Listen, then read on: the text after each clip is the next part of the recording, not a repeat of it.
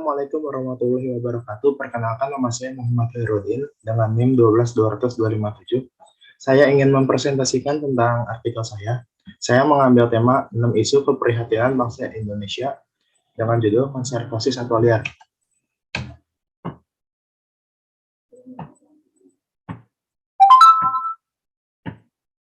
Nah, konservasi adalah segenap proses pengelolaan suatu tempat agar makna kultural yang dikandungnya terpelihara dengan baik.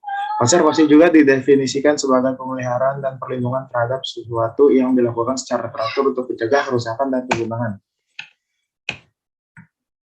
Untuk tujuannya, satu, untuk memotivasi agar semua bisa melakukan perlindungan terhadap satwa liar. Untuk yang kedua, untuk menganalisis satwa liar yang ada di Indonesia.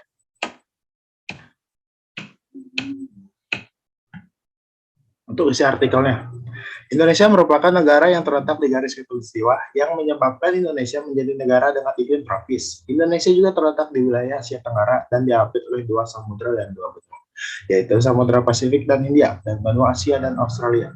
Indonesia juga merupakan salah satu negara dengan hutan hujan tropis terbesar di dunia, yang dimana letak hutan hujan tropis terbesar di Indonesia berada di Provinsi Kalimantan Barat.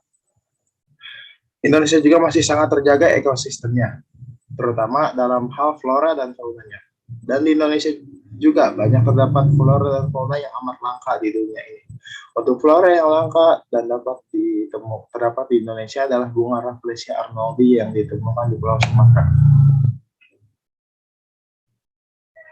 Nah, saat ini saya akan membahas tentang konservasi fauna atau konservasi satwa liar yang ada di Indonesia.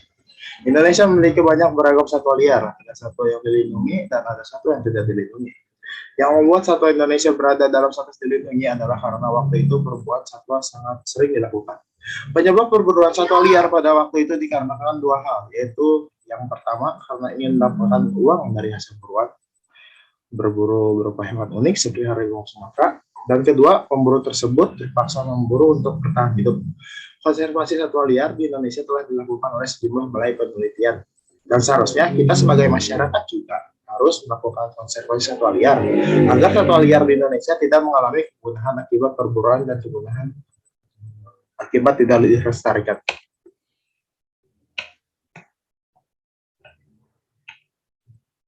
Konservasi satwa liar juga memiliki dampak besar pada keseimbangan ekologi. Jika spesies hewan menjadi dominan, baik itu manusia ataupun satwa liar, hal itu menyebabkan ketidakstabilan besar yang mempengaruhi kelangsungan hidup semua spesies hewan dan tumbuhan di dunia.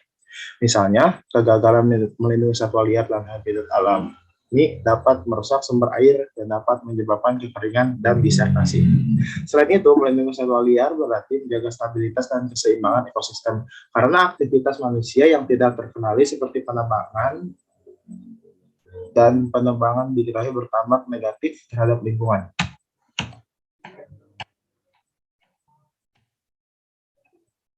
Penelitian hewan telah meningkat selama dekade terakhir.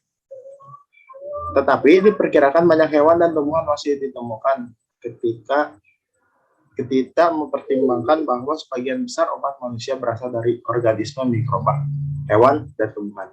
Ini menekankan perlunya melindungi satwa liar dan habitatnya. Nah, maka dari itu saya mengajak seluruh masyarakat Indonesia untuk lebih sadar akan pentingnya melakukan konservasi satwa liar. Karena bila tidak dilakukan, mungkin akan terjadi peristiwa seperti di atas. Ayo seluruh masyarakat Indonesia, serukan konservasi satwa liar di negara kita.